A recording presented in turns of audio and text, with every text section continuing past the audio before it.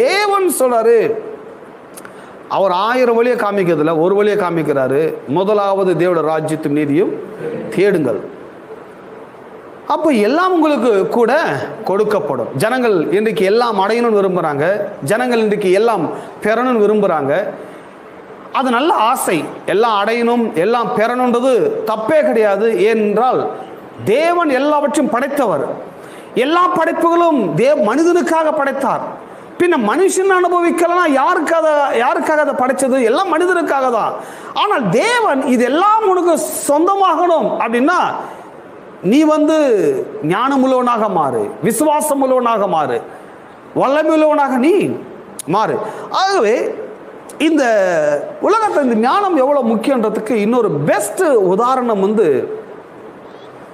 சலமோன். கடவுள் சலமோன் இடத்துல கேட்கிறார், உனக்கு என்ன வேணும் கேள்.